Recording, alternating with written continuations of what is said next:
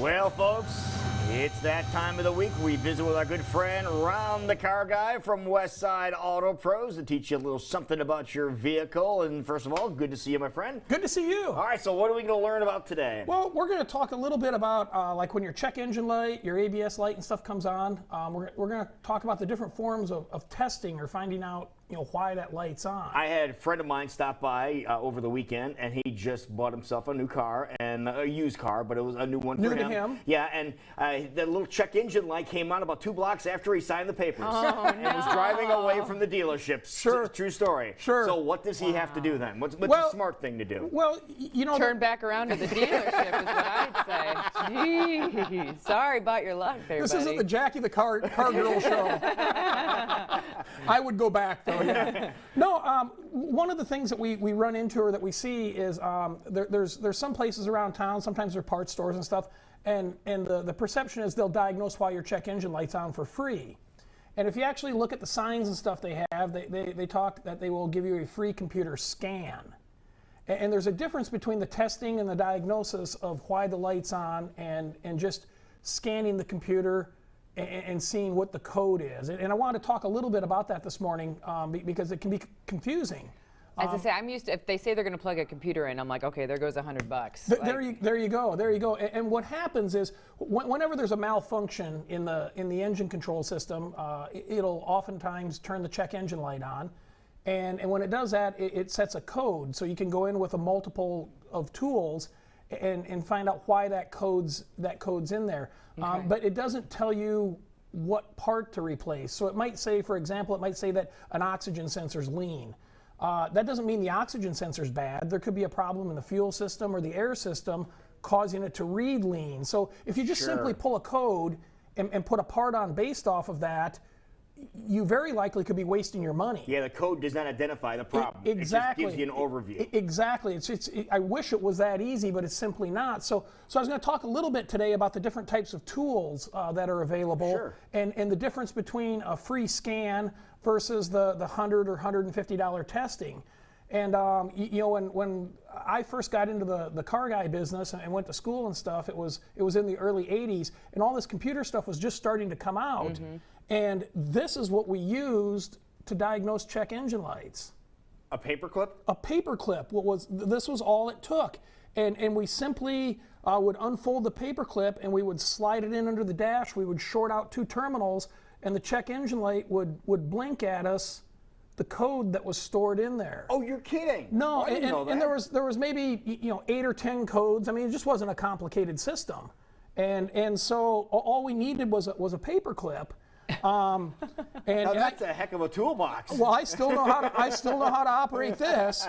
And then of course it didn't cost $150 or $100 to find out the problem at that time. But things have evolved, and so oftentimes what you'll see, at the places that would do it for free or basically with a free scan, they call it, right, is they'll utilize a simple tool like this. Mm-hmm, we've seen those. And these are about $50. I mean, you can get them at most any auto parts store, and they'll come with some limited instructions. But you plug it in under the dash, and it'll tell you what code's in the computer. Some of them are fancy enough; they might even tell you, it's a lean oxygen sensor, Mm-hmm. but it doesn't tell you what part to put on there. And it will also erase the codes, once you think you've had it fixed and stuff like that. So this is basically a $50 tool that will give you very limited information. It won't diagnose the car. Now, could that tool do you more harm than good if you use it wrong? Well, it's not going to hurt anything. You said it could eliminate the codes that are in the computer. And that happens if you have an intermittent problem. And you erase the codes and then decide to bring it to us and the check engine light's not on, we're out of luck. Yeah, we can't help you with anything. We don't have much to go off of. Yeah, exactly. So I don't know, maybe your friend that bought the car, maybe the guy before him erased the codes and turned the light off or something. But this is a quick tool, but it won't tell you what part. And where this $50 tool can cost you money is if you test it, and it says, hey, there's a problem in the throttle sensor. It might not be the throttle sensor. It could be in the wiring. It could be something completely, other than the throttle sensor. And if you rely on this, you could waste money buying a part. Right. So now you're buying a $100 part, you put it on, it still doesn't fix, and then you got to come to the shop and spend the $100 or whatever it is to find out the what's problem. really wrong. So what's Yeah. this other computer you brought? Well, this is what we use, or one of the tools. We've actually got nine different tools. Some are PC based, some are standalones.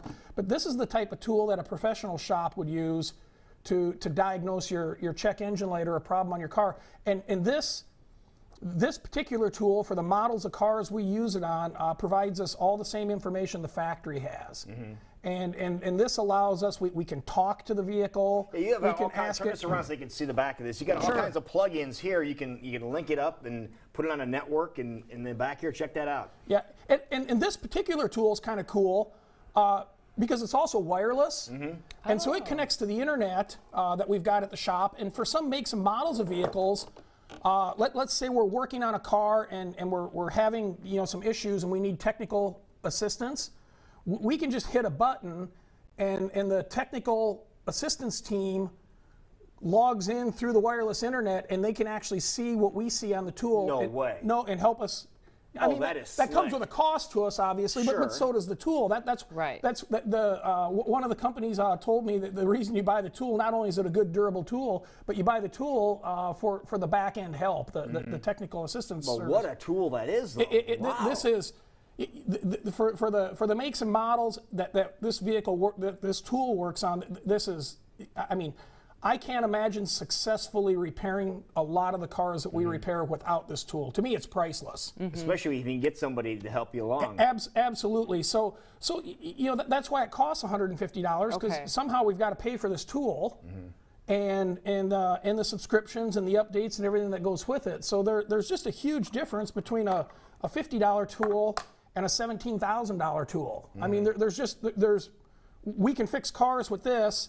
We can guess what parts you need with that. So That's be the wary if bottom you see line. we're going to give you a free scan because it might just be that little $50 I can't buy this and work on cars for free. Free. And then it also has to do with the person that's operating it. Right. They have to know how to do it. Yeah, exactly. Are they a trained, certified technician that's been to school, or are they, somebody that read the owner's manual? I mean, if you use this enough times, you will get good at using this, but it's not going to give you the information that you need to pinpoint your car. You may throw 3 or 4 parts at your car, trying to fix the check engine light, Right. as opposed to let's just get it down to the number one. And find out what the Yep, cause yep. is. And as you stated before, don't ignore those lights because they're my- going off for a reason. We have a car. I dealt with a customer yesterday. We have a car in the shop right now, and it came in. The check engine light was on. He has a no power problem. I mean, there's a multitude of problems, and we haven't worked on the car before. And I asked him how long the check engine light's on. He goes, well, it's been on for quite a while. And I said, why didn't you get it checked out? He goes, well, I took it somewhere and they said not to worry about it. Nice. It's got 3 catalytic converters that are completely plugged up now. It's almost $4,000 to fix it. No way. And it's because there was a problem that the check engine light was telling him. He ignored it based off advice that he got from somebody. Right. And now he's stuck with a huge repair bill. But he Yeah. needs to get it fixed Well, if he wants to keep the Well, car. he can't drive it. We Right. towed it in. Right. Wow. Yeah. So, Okay. yeah, do not ignore that light. Pay attention to your car, but make sure you take it to the right Yep. doctor to get fixed. If someone too. tells you not to worry why it's on, don't walk away from them or run away. That should tell you something. So you need the right tools to fix. You do to car. successfully fix the Right. car and not waste money on buying parts you don't need. And as you're this seeing is here, it. Westside Auto Pros has the tools, they have the knowledge. So if you have any questions, make sure you head over and talk to Ron. And how can they do that, Ron? Well, they can just come to Westside Auto Pros, call us, email us. All our information's on the internet. Go to Google. What Or if I have a question? You can go to askronthecarguy.com. I'll answer all questions. There you go. Perfect. And, Thank you and so one of much. the answers will not be take a piece of electrical tape and cover up the light. That will not Nope. be an answer. But if he grabs a paper clip, don't worry. He knows how to use He it. I know knows how to what run he's the doing. paperclip. All right. Good job,